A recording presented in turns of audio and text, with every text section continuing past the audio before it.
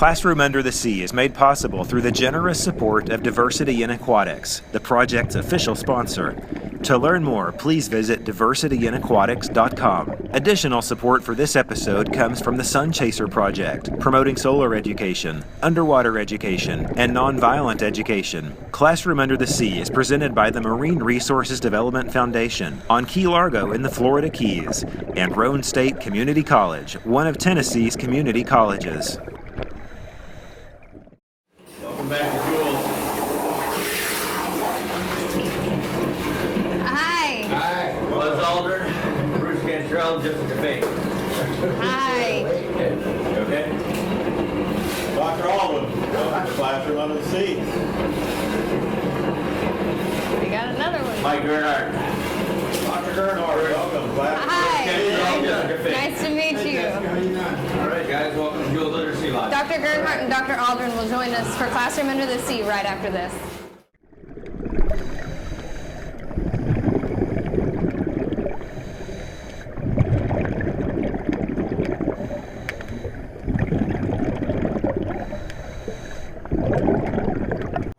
Welcome to Classroom Under the Sea. I'm Bruce Cantrell from Roane State Community College, and we're broadcasting live from Jules Undersea Lodge in Key Largo, Florida. Because we are broadcasting live from an underwater habitat, you may hear some background noise. That's simply the sound of our life support systems. If you would like to make comments or ask questions during today's program, you can submit them on our Twitter account at AquanautJess, at AquanautBruce, at ClassUnderSea, or on our Classroom Under the Sea Facebook page. Today we'll be discussing the sea and space connection, and I'm honored to have with us today our two very special guests, NASA astronauts Dr. Buzz Aldrin and Dr. Mike Gernhardt. Dr. Aldrin is the first astronaut that was selected that had a PhD, and since he had his PhD, he became known to his fellow astronauts as Dr. Rendezvous. He's also the first astronaut to train for a space mission underwater as he prepared for Gemini 12, and along with Neil Armstrong, he was one of the first two people to step foot on the moon. Today, Dr. Aldrin is a leading advocate for space exploration, particularly beyond the moon. Now, Dr. Gernhardt is a veteran of 4 space missions. He's also the first person to do a spacewalk from the International Space Station. He's currently the head of the EVA Physiology Lab at the Johnson Space Center in Houston, Texas, and he's leading a team of scientists looking at human exploration of the moons of Mars. He was also a member of the Nemo 18 mission, which occurred just this past July. Since the earliest days of space exploration, research and training for space has been linked to the sea. Today, this sea and space connection is probably most evident in our Nemo missions that are conducted in Aquarius, which is about 3.5 miles off the coast and 10 miles south of us here in Key Largo, Florida.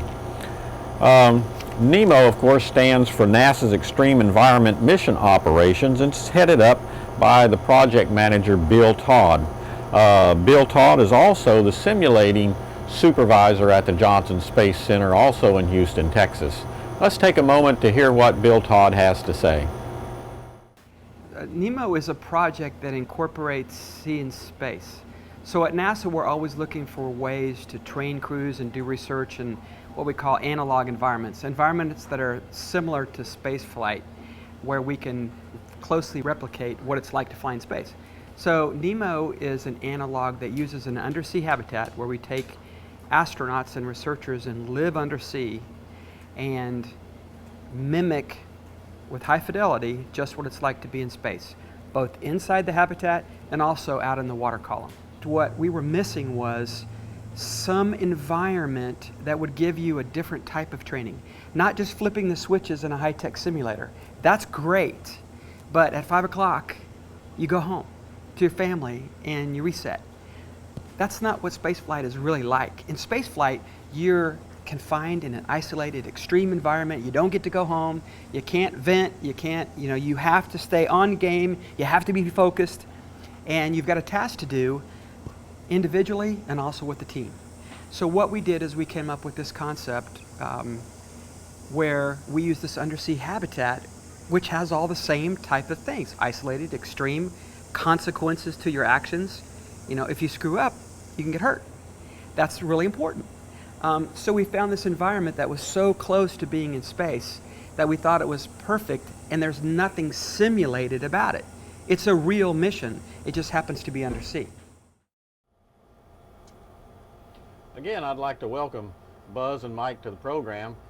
Buzz, would you talk to us a little bit about your involvement, particularly the sea and space connection, where you might see us going from here? Well, I learned to swim when I was pretty young, because being in New Jersey, we were down at the Jersey Shore. But I went to summer camp way up in Maine. Now, I read in a comic strip somewhere about Prince Valiant and his girlfriend Alita, and they were being chased by terrorists. So they were hiding, and they lay down in the swamp, and they used a reed to breathe through. And I thought, wow, that's neat as could be. So when I was at summer camp, what I decided to do was to try something like that in the water. So I grabbed a hose and held a hose and grabbed a rock and started walking in the water. And I couldn't suck the air down because my lungs were a foot or two beneath the surface. And later, of course, I learned that when you snorkel, you need to lie flat, so that to get the air down the snorkel tube, your lungs have to be pretty close to the surface. The whole idea of being underwater and opening up the new world, when I was a fighter pilot in Germany, we did gunnery training down in Tripoli, and the exec officer had learned how to scuba dive in the English Channel, so he brought his tank down there, and we went diving off of Tripoli. He speared a fish about 40 feet down, and the green blood came out, and I looked around, and I said, wow, this is a whole new world. I want to get to know this. So I bought a tank and a regulator, and I went to Majorca and saw all the jellyfish around, and a beautiful location, peaceful as could be. Went back there many years later, and it was all built up. But the life under the sea has really given me sort of an escape. And I first did this diving when I was in 1957. Let's see, I'd have been 27 at the time. And I've really had that as an avocation ever since.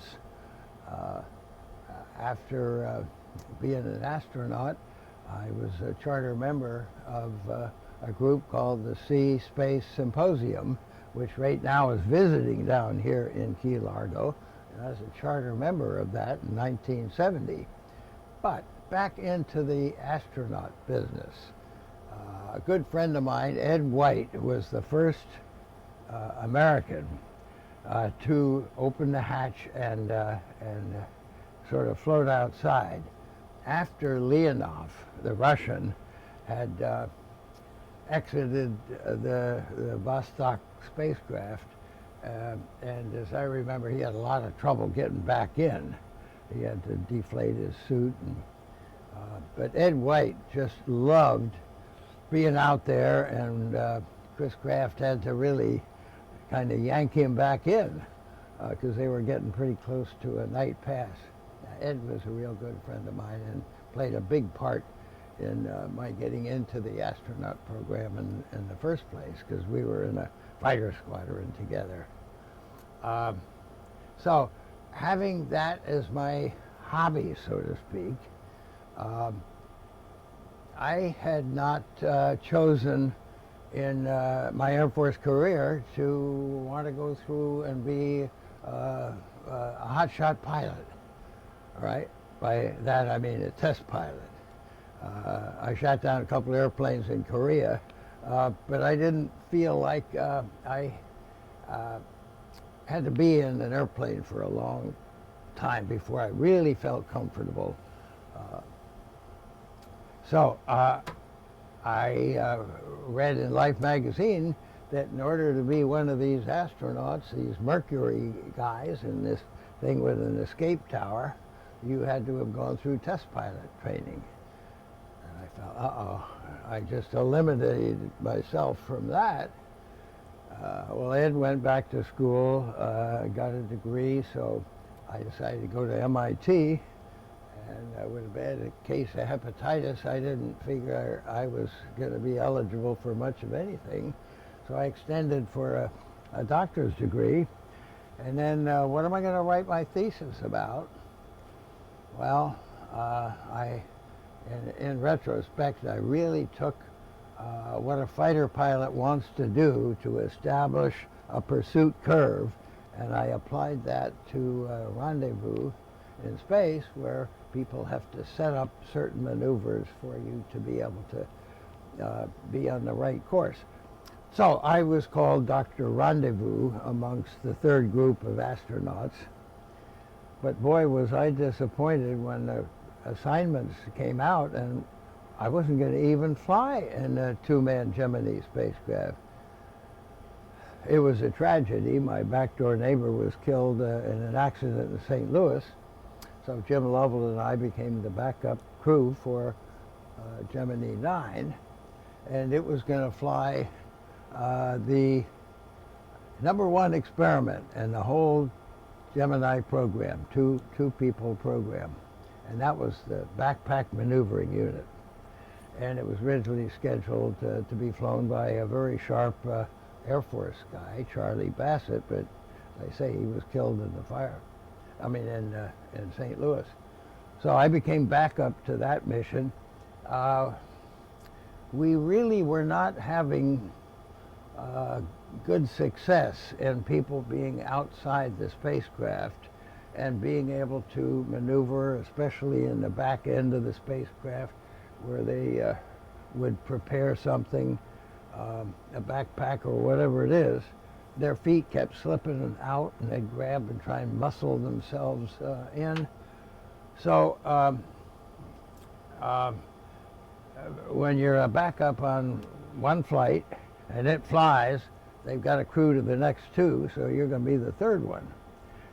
That's why initially I wasn't going to fly in the Gemini program because I was back up to number 10 with a crew on 11 and 12. There wasn't any 13, but now I'm back up on 9, so I got to fly on the last flight in the Gemini program. And we had the same backpack maneuvering unit. And I began learning how to get used to being in the back of the spacecraft. And about that time, somebody from the East Coast, from Baltimore, had been doing some research, a team of people, to try and figure out why NASA was having trouble with spacewalking, that people were getting overexerted and fogged up the visor and have to cancel things. So they decided they would do some training in neutral buoyancy with a spacesuit on underwater. And having been a scuba diver for 9 years, I knew that this would be a good way of training. Some of the other astronauts felt, oh, that's not going to work at all. But that's not unusual. We had differences of opinion on a lot of things. So I just took to training for this astronaut maneuvering unit. And I think we have a slide right there where you can see the bubbles going up. That means we're underwater. But that's the another example of standing in the hatch and connecting a rail so that I could move out hand over hand from the cockpit over to the spacecraft that we were docked to, the Agena spacecraft. We had some experiments on the front end of that, and there was a docking bar on the Gemini spacecraft that fit right into the docking mechanism on the other spacecraft. Now that bar, forget whether it was an antenna or not, but anyway, it was a bar up there, and we used it to take a big 100-foot tether and attach to the bar so that when we undocked, we'd still be connected with the other spacecraft. And our demonstration was to see if we could maintain this vertical position or gravity gradient. Did you have a pyro to cut the tether if it didn't work? Right? Seems to me we could blow the docking bar. Okay. I think that's Okay. what happened. I'm not sure that we gave that a whole lot of thought. It sounds pretty sporty to me. But I tell you, when we did disconnect from that, we had another sleep session, and then we re-rendezvoused with the Agena, and there was the tether going just perfectly straight up. Cool. That's gravity gradient. Yeah, exactly. The experience of neutral buoyancy proved to be very successful, but unfortunately not enough so that NASA, in avoiding a partial success or failure, they canceled the backpack maneuvering unit. So I would have been the first one to have undocked and had a George Clooney backpack to putz around, and that would have been quite a thrill. It took us another 10 or 15 years before we got to do that outside. Skylab enabled the use of a maneuvering unit inside the confines of the spacecraft. I think that every activities, well, when I came back from my flight, all the astronauts were gathered together, and we went, they all sent us down to Pensacola to get checked out in the scuba gear because we were going to be training from that time on for spacewalking. Of course, if you're holding onto something, a tool, and you drop it, it's going to go to the bottom of the swimming pool. As a matter of timing, I was training underwater when Gemini 11, the flight before, lifted off. I saw them lift off on a little TV set, standing waist deep in water with a spacesuit on when they lifted off. And I guess that spacewalk was not a real success either, and that's what prompted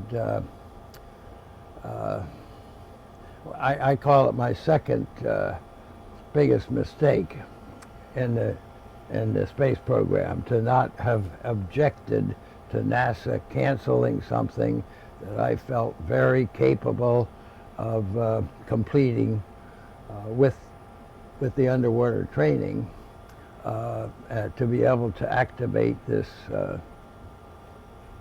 very expensive and number one experiment for the Air Force on the whole program. So I felt like I let down the Air Force, and I let down me, and I'll tell people later on what was the worst mistake I ever made, but that has nothing to do with underwater here. I think that the neutral buoyancy, the characteristic of slowly moving to do something, you're not in a hurry. It wasn't very good for simulating walking on the moon, because the viscous effects would just mess up the simulation. And it turned out that walking on the moon was pretty easy to do anyway. I think that that all the training that's being done now in larger and larger simulations of the space shuttle, cargo bay, and other things on the space station is a real great tribute to the ingenuity of the American space business, where if somebody sees there's a problem, there are people on the outside working on that, and somebody has an open mind and they say, yeah, that just might work. And we found that a simulation of neutral buoyancy was very, very useful for all of the spacewalking ever since. And I feel, even though it wasn't my idea, I wish it was. But I certainly welcome the idea of being able to be the first one to demonstrate that it was really a very effective way of training. We're still seeing that today. We mentioned it a little bit earlier. Now, Mike, you've been involved in this type of training. You're still involved in this type of training. Last July, you were part of the Nemo 18 mission down in Aquarius. Right. You wanna? Yeah, so to pick up on that and on what Buzz says, you know, the work that he started with his generation is now a major part of our training to do spacewalks, to build the space station, do maintenance on the space station. We have the Neutral Buoyancy Lab, which is the world's largest swimming pool. It's roughly 40 feet deep and 300 yards long, 250 yards wide. And we have whole mock-ups of the space station in there, and it is a great place to train. All of the choreography about how you stage your tools, how you interact with your buddy, all of that is vital. Timeline development, all that's good. As Buzz points out, the dynamics are a lot different because of the viscous drag of the water, and I always make the example that training underwater and doing spacewalks in space is like the difference between running through a muddy field with boots on and ice skating. And so when you get out into space, we actually, in the early days of the shuttle program, we would do what we had a translation adaptation period where we had 10 minutes with nothing important to do, so you could figure out the 10 games. whole minutes. Yeah. 10 whole minutes. Yeah. At the beginning of the spacewalk? Yeah. We would go up and down the bay of the shuttle, and if there was something that we needed to do, we would do it on the way, but the idea was don't overtax you right off the bat. And it takes you a good 10 minutes to get your space legs, but after you've done one EVA, if you have any sort of athletic ability, you learn it, and my motto is you cannot go too slow. I'll bet you guys learned that from us. Yeah. I'm talking about going down the ladder. Sure. We were on the surface, and they gave us some time to get acclimated. Right. Well, of course, I could see out the window that Neil wasn't having any problem at all, and it was so easy to maneuver around. It gave me an opportunity to check out the urine collection device there you go. while I was... Did you do much training on the pogo before you went on your flight? Not much that I can read. It was not very good. It there was too much suspension. It wasn't in the right time in the right place. I'll talk about this more later, but I'm anxious to ask Buzz some questions. But we actually analyzed all the Apollo video, and some guys were better than others at walking on the moon, but 3% of the time that we had on video, the guys were falling down or getting up from falling down. And that prompted us to do a very extensive study where we looked at center of gravity and human performance at lunar gravity and so forth. So, well, you just didn't watch what I was in a short 2 hours. I had about 5 minutes at the end, and so right in front of the camera, I jogged around and made turns, and did the bunny hop or the kangaroo hop. Came back and I thought people were going to say, gee, that was a great demonstration of mobility. Nobody said anything, okay? And it was 10 years later that somebody came up to me and he says, I had my stopwatch out and I was watching everything and it was just the way I expected it would be. Mike, I think you've got a short program for us. Yeah, so if we kind of pull up the slides, just in the way of introduction, similar to Buzz, my first love actually was the ocean. And I started out fishing with my dad as a 4 and 5 year old, and I always wanted to know what was under the surface. And so I started scuba diving at a really young age, like 9 or 10, and then just fell in love with the ocean. And all through high school I was diving. I started a scuba diving club. I became a scuba instructor the day I turned 18. Really? That's interesting. You were a scuba instructor. Yeah, the day I turned 18 I was, and then I taught diving in the Virgin Islands and ran a boat down there in summers while I was going to college. From And boat in the Virgin Islands to the International Space Station. yeah, well, actually, the step in between that was commercial diving, because I'd kind of done what you could do on scuba, and I was really fascinated with the physiology of deeper diving and so forth. And when I was in high school, we were doing the Tech Type, which Buzz is very familiar with, and Skylab was on the horizon, and that was the point, because I was taking a physics course then, where I sort of put together that living and working underwater would be the same as living and working in space. And so I set the distant goal to do the most I could with my life, mentally and physically, and to me that was being an astronaut. But my love was the ocean, so I went into commercial diving and did that for a decade and so forth, and ended up in the space program from that. So, but if we want to kind of step through some of these slides, don't know how much time we have, but I was going to touch on some of the things that come from ocean engineering and science that help the space program that maybe people aren't that aware of. Next slide. In fact, some of the assembly and maintenance of the International Space Station had its roots with underwater work in the commercial diving field. And if you go to the next slide, that people always ask me, what's the difference between being a diver and an astronaut? And the biggest difference is how you get to the work site. As a commercial diver, you're riding a boat out or taking a helicopter, and you're sleeping on the way out there, and your job doesn't start until you get there. With the space shuttle, 85% of your training is for the first 8.5 minutes of your flight. There's another difference. When we were on the lunar surface, we had underwear that had tubes through it, yeah, we use that because we would get kind of overheated, Sure, absolutely. and so it was cold water. Right. Now I understand the deep diving, Oh, good point. they put warm water through it, Yeah. and as a matter of fact, they're so sophisticated that they even have Glove heater. tubes going out the fingers Right. to keep your hands warm. Yep. So there's so many things There that really are are. similar in outside activities in different industries, different professions, but they sort of come together if you're observant and can see where one can So you help kinda the other. use this Yeah.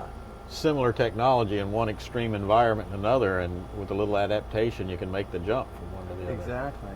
Well, we were meant to just hop around here on the surface, not to go down underwater and not to go way up there. But we figured out how to do Yeah. both. I guess to the next slide. And this is kind of rounding the story out, but in the early days of offshore oil production, they had all this equipment that came out of the aerospace industry, during the Mercury program, that they called diverless systems, and these were supposed to be triply redundant, weren't supposed to fail, didn't need divers, and they failed miserably. And because they weren't really designed for robots to work on, that ushered in the whole era of commercial diving. And if you go to the next slide, as we got deeper and deeper, we had to pioneer techniques commercially that the Navy started with saturation diving. And this slide here shows a typical Gulf of Mexico saturation diving system, but we actually live in that pressurized vessel, much like this, but it's on the deck of the boats. So we're in there for typically 30, 40 days, working up to depths of 1,000 feet, breathing helium, oxygen. Inside the chamber, Inside the chamber. not underwater. Well, we're in the chamber, that's where we live. Yeah. But we get into a diving bell, which you can see on the Okay, top. yeah. And then that bell is deployed overboard as your elevator. And when you get to the depth that you're working, then you lock out. But we're breathing like 1% oxygen and the balance helium. And a percentage change in the oxygen can be the difference between hypoxia and acute oxygen toxicity. The same thing with CO2. And then thermally, helium at those depths has such a high thermal conductivity that a few degrees of temperature or humidity change are comfort or discomfort, and 10 degrees or more can be life or death. So the life support demands of that kind of diving are really more challenging than spaceflight, in my opinion. But when you got helium, everybody's all hot. Yeah, I can tell you some stories on that. We actually have these helium unscrambler radios that slow your voice down. Oh, really? But talking to each other, I remember my first sat job, this big burly guy, he's like, anyhow, I won't tell the stories of all that. I was watching a news thing on C-Lab, and Scott Carpenter, when he was on C-Lab talking to President Johnson, and they were saying, he was talking to President Johnson had no idea what he was saying, but he congratulated him anyway. I can imagine that. Listen, there was one funny story. The retro officer for one of the early Gemini missions somehow developed not a great respect for one of the Mercury astronauts, and that Mercury astronaut just happened to be down in C-Lab or something on the West Coast. So we played a joke on the retro officer by working the messages so that the countdown to retro fire was going to be done by underneath the ocean That's good. by this Mercury astronaut. And John Llewellyn did not think that was funny. I actually knew him pretty well. Did you? Yeah. He was around when I started in the shuttle program. But so moving on to the next slide, and this just kind of tells the evolution, but the saturation diving has a limit to how deep you can go, because at some point the air gets, or the helium gets so dense you can't expire it. And so we backed off and we built these atmospheric diving suits where you're actually at 1 atmosphere in the suit, and we can go as deep as 2,000 feet, but you're working with basically vice grips as hands, because at that pressure there's 1,000 psi delta P. We have a hard enough time getting a 4.3 psi spacesuit glove to be comfortable. So at that depth we had to work with end effectors, and what that did is it caused us to rethink the design of this subsea equipment. And if you see on the left there, that's the gym suit. It was one of the first suits. It was a walking suit, and you had to redesign the equipment so that it was all accessible within your work envelope, walking on a platform. One of my girlfriends, when I was Sylvia. a bachelor, Sylvia, set a record in the gym suit off Hawaii of 1,200 feet, something like that. Yeah, that was a cool dive.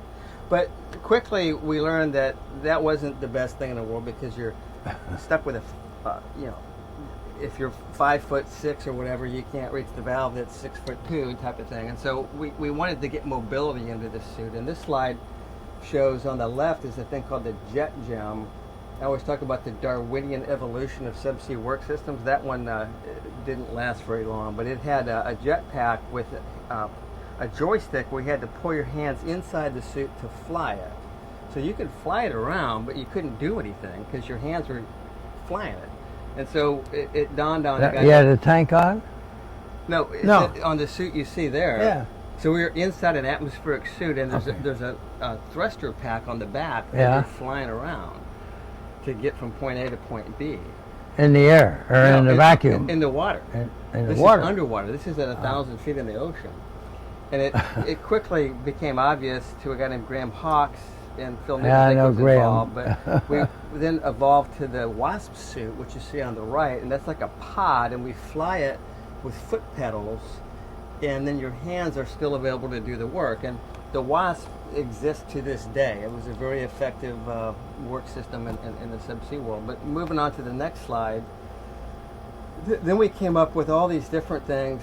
This is called the arms bell, and we actually spent a fortune working with General Electric to develop a force reflecting manipulator. So you could actually feel forces, and you could do tasks the way a diver could. So you could put a shackle pin in and thread it and so forth, and it was very expensive but very competent arm. Next slide. A friend of mine actually used the arm to catch a fish. But Pretty slow you know, fish. If you want to, it was a codfish, but if you want to catch a fish, you know, buy a $70 fishing rod, not a $10 million manipulator. Right. And so we actually learned to go to the next slide is to really simplify these things a lot more and make the interfaces easy, make the tasks easy. And so we redesigned all this subsea equipment. I don't have a video here, I don't think, but we'll go on to the next slide. And the point is, all of this actually informed the design of things, these interfaces. And back in 1987, I started a company called Oceanography and Space Systems to take the subsea experience and engineering and physiology and transfer it to NASA. And one of the things we had was the conical interface that we use subsea, and then that morphed into what became known as the microconical interface, which is all over space station, and it's an interface that's compatible with robots or astronauts where you can use the same tools. And so that was one thing. Moving on to the next slide. The next one I'll talk about space decompression. That's my other sort of passion is decompression. I got my PhD studying under a guy named Dr. Lambertson at University of Pennsylvania that actually trained George Bond, who was the father of saturation diving. So, and Lambertson is credited with inventing the O2 rebreather and started the SEAL teams in World War II. So great guy to study under. And so all through my commercial diving career, I was getting my PhD in biophysics and developing decompression tables for diving. And then when I came to NASA, we had big decompression problems. And the problem is that our suit operates at 4.3 psi. And on Space Shuttle, we had two procedures. We could depress the cabin to 10.2 psi and stay there for typically 24 or more hours. And then we only had to do 40 minutes pre-breathe to avoid getting the bends when we went to the lower pressure spacesuit. But as we were heading into space station, it is so big we couldn't depress the cabin. And so the only alternative we had was a 4-hour oxygen pre-breathe. And if you go to the next slide, we actually did ground tests. This is before my time, but with the 4-hour oxygen pre-breathe and the ground test of the 10-2 stage protocol, we had 23.7% DCS, or decompression sickness. That's a lot. That's a lot. And you say, wow, that's crazy. Now it turns out that very few of the altitude DCS symptoms are central neurological, because when you pre-breathe oxygen, you undersaturate your brain and spinal cord, but nevertheless, you can have bubbles cross over from the arterial to the venous, or venous side to the arterial side. And those procedures were approved for flight, and fortunately we never had any DCS on the shuttle, primarily because instead of spending the 12 hours at 10.2 psi like we did on the ground test, we ended up spending an average of 44 hours. So that gave us a lot more time to off-gas, and so we kind of got away with it. But going into space station, you know, we didn't want to do a 4-hour pre-breathe. Our baseline protocol was to camp out in the airlock overnight with no bathroom, no food, and then and that would be at 10.2 psi, 26.5% oxygen.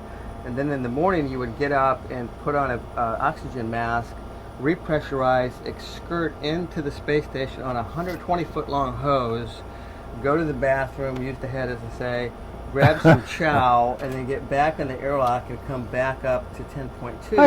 I had really no idea things were so complex. No doubt. Why didn't you do what we did in Gemini and Apollo? Go to Just 100% have a oxygen? reduced pressure in the cabin. Yeah.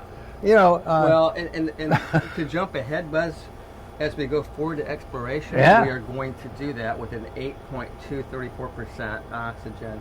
The problem with space station is it was sold as doing experiments in space, and you needed to have ground controls, and all the ground control experiments were at 14.7. So we kind of stuck ourselves with a bad atmosphere. So on the I'm touching new ground here. Yeah. I'm learning neat stuff, because I'm thinking space station vacuum, you don't worry about this. But what you're saying is, if you're getting ready to go outside from the space station, you're going to be sitting in the airlock, basically, as far as pressure is concerned, at about a 300-foot dive overnight. It's not quite the same, but it's like, picture this. Yeah, it's like being in saturation at 300 Right. feet and you want to decompress to come up to the surface. Right. What we're saturated at 1 atmosphere, 14.7 Right. psi, and we have to decompress to go up to the 4 psi suit. And the reason we want the suits to be lower pressure is out in a vacuum, the lower the delta pressure, the more flexibility you Okay. have to Okay. work. Okay. And Well, let's jump ahead to Mars. okay. Now, MIT is developing, because there's a pressure, a surface pressure. It's about like 100,000 feet in the Earth's atmosphere. not So much. there's some pressure. So MIT, Dava Newman, Sure, good friend of who's mine. just just been slated to be the next deputy administrator Cool. of NASA. Yeah. She's a great scuba diver and I've known her for years. sails around She's the great. Yep. world. But they have an elastic Kind of pressure. Right. Now, they have to breathe in oxygen at some 3-4 psi. Yeah, right. All right, so your head has to be at that pressure, and in order to you can breathe in because the pressure is going to kind of force it into you, but you got to breathe out, so you have to exercise the diaphragm to push, let you breathe out to be able to have elastic in most places, and I've always been a little concerned that there may be a possibility for air embolism It's an in interesting. what she's doing. It's but, an interesting concept that actually Paul Webb invented back in Yeah, the 60s. He called really? it space dynamic suit or something. But he actually did chamber tests, and instead of using gas pressure to keep bubbles from evolving in your blood, you use mechanical counter pressure. And so it's this skin tight fitting suit, which of course doesn't cover all the nooks and crannies in your body. It's difficult to put on. We actually we developed, working with him back in the early 90s, an elastic counter pressure glove. And it wasn't bad, but our Phase 6 gloves that we use on the space station now, if you just have the pressure bladder, I can pick up a dime.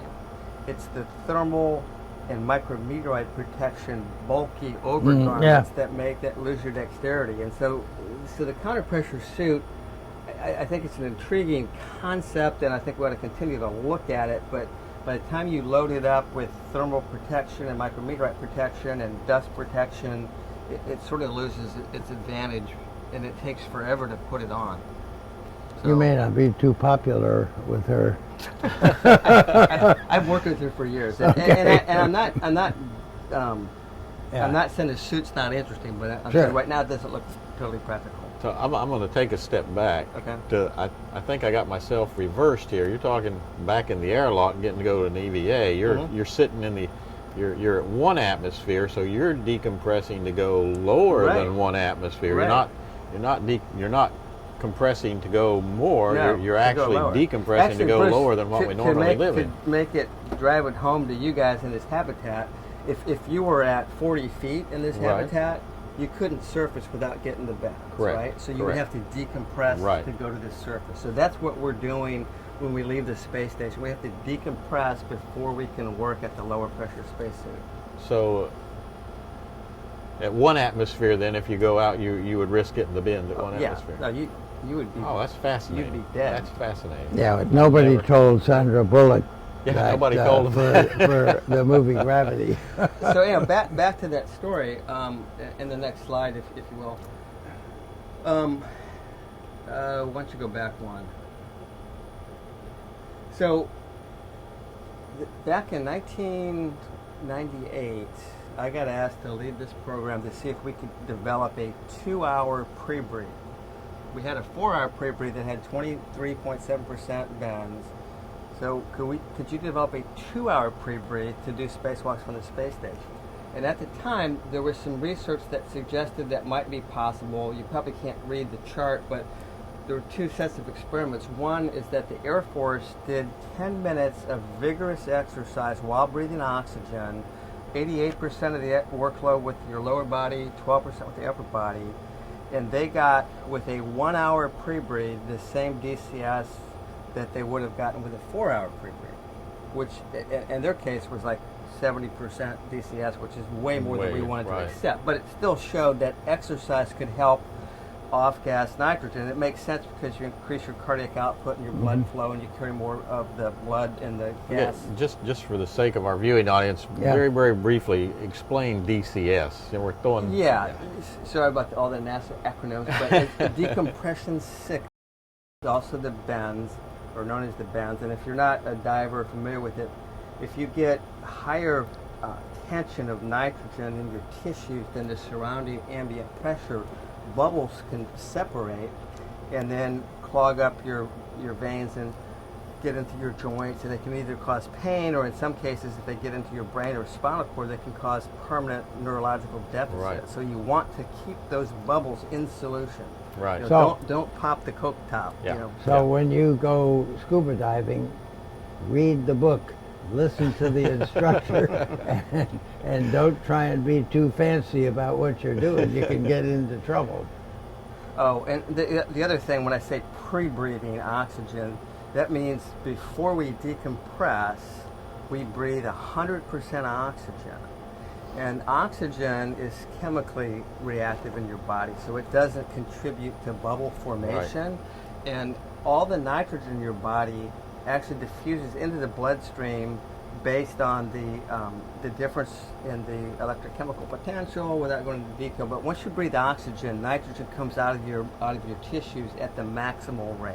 Right. So breathing oxygen is a great way to dump a bunch of nitrogen. Okay. And then if you exercise on top of that, you speed your blood flow up, and then you dump even more nitrogen. Okay. And so that was the basis of the experiments that we did. And the next slide will show the results. It's a very, very interesting research program.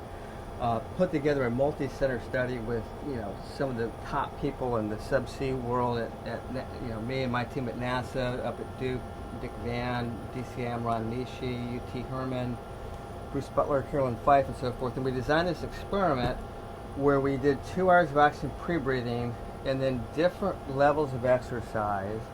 And we also didn't ambulate, because there was evidence that if you walk, that can create musculoskeletal stresses that can.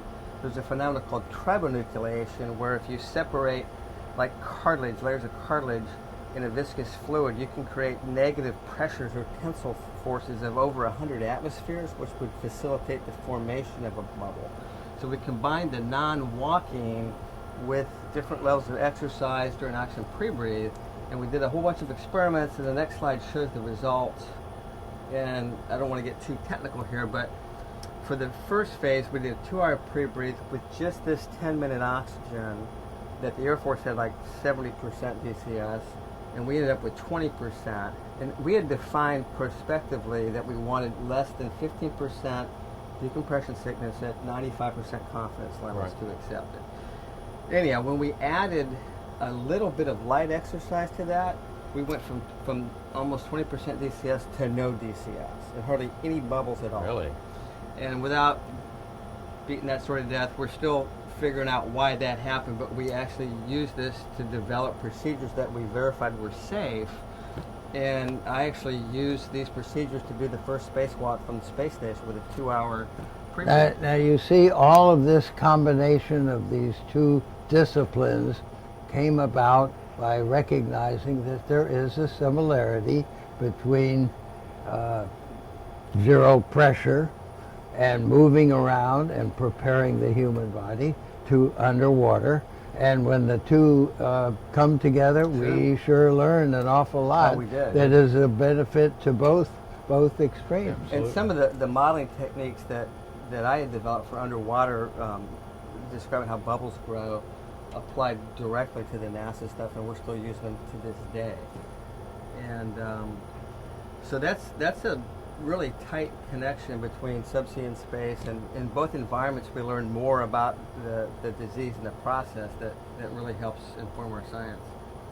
But I still think that when you go from one building or habitat on Mars to another one, it's probably best to have a walkway that's pressurized just like we do in Minneapolis when it gets very cold, Sure. or the South Pole. Instead of going outside, you go through some sort of a tunnel. But you're still going to Yeah. want to go outside. I mean, that's why humans are there. Well, we'll hop into one of your rovers Exactly. that's connected. I don't know how we're doing on time. Yeah, let me take a minute here and jump ahead. I want to get a couple of your philosophies here.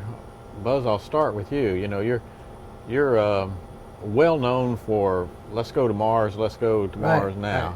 Right. Yeah. And why? Well, we've been to the moon, and 45 years ago. And in that 45 years, robotics have improved considerably our ability to control things on the moon, but especially at Mars. And even though Mike has improved tremendously our understanding of the dangers of the human body, the contribution, we're not that much smarter in the last 45 years. So I'm really a believer in moving from the moon as a leader at the moon, and we do that by not competing with other nations, but using our knowledge to help those other nations, because in the process of helping the other nations at the moon, we will be learning the very things that we need to know to establish the transportation system. I don't know whether you have gathered or not, but this guy is a surface. He knows how to move around on the surface under varying conditions of pressure and mobility. And I'm the opposite. I'm trying to get from one place to another. I'm a space transportation guy, and I want to get people to where then Mike can tell us what to do once we get on the surface. Buzz, we got a good question here off Twitter, and it says, for the real Buzz, do you wish you had something like the NASA Nemo mission back when you were doing Gemini and Apollo training? Well, I really did. In a sense, yeah. For almost 10 years, I was a scuba diver, and I appreciated really how much good you could get out of coming as close to being in space, but then being in the freedom that would allow you to float, which you can do in water if you're balanced correctly, as long as you don't move real fast. So the underwater neutral buoyancy is just a wonderful way to simulate some of the time-consuming tasks that you need to do in what we call space walking, which is a real poor use of words, because you're certainly not walking. You're maybe hand over hand, but it is very necessary to be able to move your body and your hands. So you got to anchor your feet. If you're not going to sit somewhere or tie your waist, you need to anchor your feet with foot restraints. And then you can sort of move all around with great freedom. And these are the things that we learn and exercise them, and they work in the neutral buoyancy. So we really improved the foot restraints in the Gemini program. At the same time, we introduced neutral buoyancy. So another one that you probably haven't heard much about, but foot restraints are great for really critical tasks. You want that. For building the space station, it's a lot of overhead to carry that thing out, stick it in, and then you can only reach so far. And so I invented this thing called the body restraint tether, which is a articulating arm that comes off your waist, and it has a clamp on it that can clamp on to any handhold. And that, if you clamp that on, and that's one point of stability, and then you grab a handhold with your other hand, and then you can use a tool with your third hand, that's enough to do probably 80% of the tasks we had to do on this the maintenance and assembly of space stations. Well, you can sneak in there and put your foot against something. Exactly. And then on critical tasks like moving big orbital replacement units around, then you definitely need the foot restraint. Yeah. So we've got sort of a spectrum of restraints now. Let me jump back to Mars here. Okay. Mike, I was looking at some of the, when I was researching, looking at some of what you're doing. Right. Seems like you've got the interest on not necessarily the Martian surface, but more on the Martian moons. Yeah, so that's interesting. And I tend to agree with Buzz. I mean, our goal as a world and as NASA is to land people on the surface of Mars. Now, that's not an easy thing to do. Right. And we need to take steps along the way. And I think those steps would include some kind of limited lunar program with international partners and other partners in that regard. And then on the way to Mars, one of the things that me and my team have been studying the last year or so is going to Phobos, which is Mars. And it's a whole lot easier to go there than Mars' surface. Yeah. And it's a fascinating place. It could actually be a captured asteroid or part of Mars that got knocked off. It's easy years to ago. get to, but you're a good ways away, and the launch window for coming means you need to stay there for a while. So it really- Either that or it's expensive to get there, and you spend a short time, and now expensive to get back. So the cheaper way is to get there with near minimum fuel and then stay there until the next opportunity for you to go back. So that leaves you at a location that doesn't have much gravity. So you may need to supplement artificial gravity So or some kind of bone stressing, muscle stressing exercise. The calcium loss that we've had in previous space flights is the lazy bones discharge the calcium, and the calcium goes into your bloodstream, and then you discharge that through urine. And hibernating bears are kind of in deep trouble. Mike, I got one for you. Okay. We got a question here. If a young person out here watching us today, perhaps, Right. wants to be an astronaut, what steps should they take? What kind of education should they pursue? Okay, so I would answer that with, get as much education as you can, all the way up to PhD. But I'd also say do things that you like. So if you like I like the ocean, so study that. If you like mechanical engineering, study that. Do whatever you like. Get as much education as you can doing it. Learn how to work with people as a team. Get exposed to some operational environments, whether it be hiking, or scuba diving, or flying planes and things like that. So you develop some teamwork skills and some operational skills, and then pursue your education. It really helps to have a uniqueness in any way, a specialty where you can be sort of outstanding in a particular discipline that space travel needs. Right. And that was my point about yeah. doing something you like, because if you like it, you're going to be good at it. And frankly, it's a bit of a toss of a coin and some luck to get selected to be an astronaut. And so then if you don't get selected, you're doing something you like. Got something you like in here. I could stay here all day. This is fascinating. I could just go on and on. Unfortunately, we can't. We're winding down. So what I want to end up with is, as you know, our target audience are the young people. We want to get the young people engaged in science again. So in the brief amount of time we got gone, Buzz, I'll let you hit it first. What will you tell the young people as far as, getting into the science and staying with the science? Well, there's a pioneering aspect of everything that is done in space by humans and by machines, by robots. We have to improve their abilities to be able to be slaves to us, so that the human doesn't have to do a lot of things. We'd much rather get a lot of it done by robots. we don't have to bring them back. We don't have to feed them, and they don't cost as much.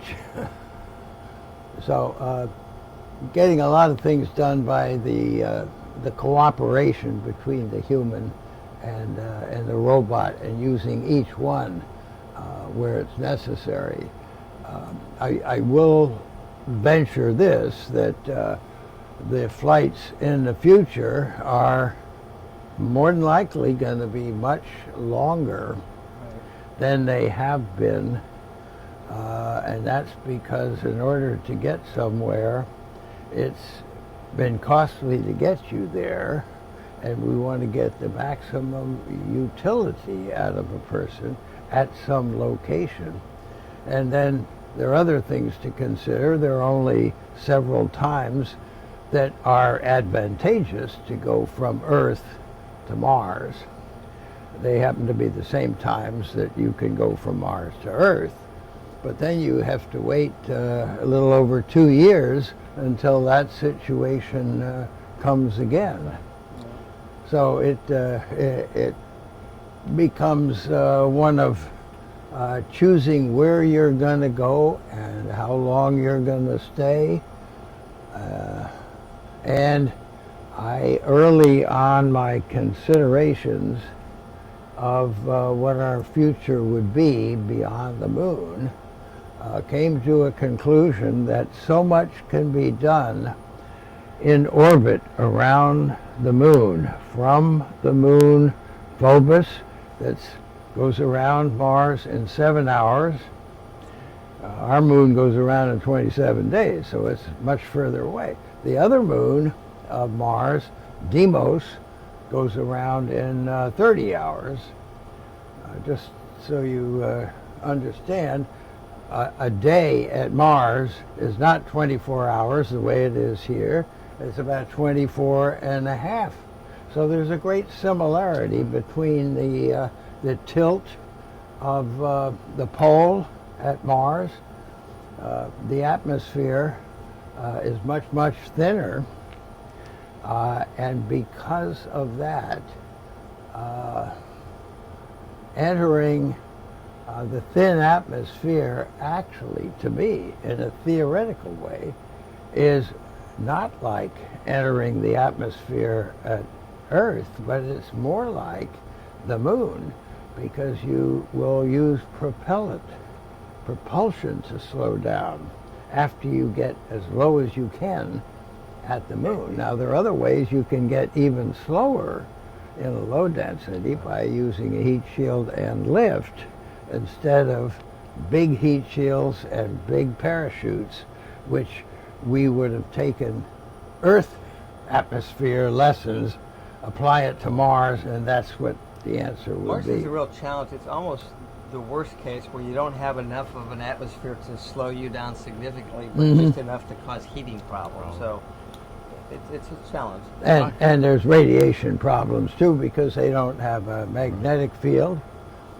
So there's low pressure. You need a spacesuit of sorts, and you need radiation protection. And it's expensive to bring people back. So in looking at transportation beyond the moon, I came to realize that there's so much that can be done from humans in orbit around Mars, at the moon of Mars, or just in orbit, that unless you're really ready to commit to permanence, that is going down to the surface and staying there, beginning to build a settlement, not coming back.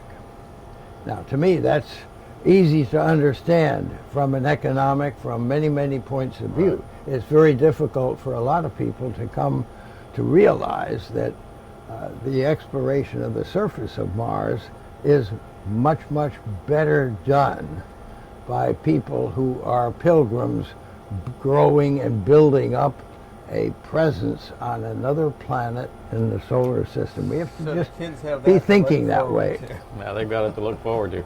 Unfortunately, we are running out of time here, so we have to wrap up another program of Classroom Under the Sea. Again, my very, very special guest, I wish I had all day to talk to him, Buzz Aldrin, Mike Gernhardt. Gentlemen, thank you very much. We appreciate it. And we'll be back next Thursday with another program of Classroom Under the Sea. Next Thursday we'll be talking about invasive species. Particularly we'll be talking about lionfish or predator and prey with the shark. Till next Thursday, take care. We'll see you then. Gentlemen, thank you. Thanks. Thank you. Classroom Under the Sea is made possible through the generous support of Diversity in Aquatics, the project's official sponsor. To learn more, please visit diversityinequatics.com. Additional support for this episode comes from the Sun Chaser Project, promoting solar education, underwater education, and nonviolent education. Classroom Under the Sea is presented by the Marine Resources Development Foundation on Key Largo in the Florida Keys, and Roane State Community College, one of Tennessee's community colleges.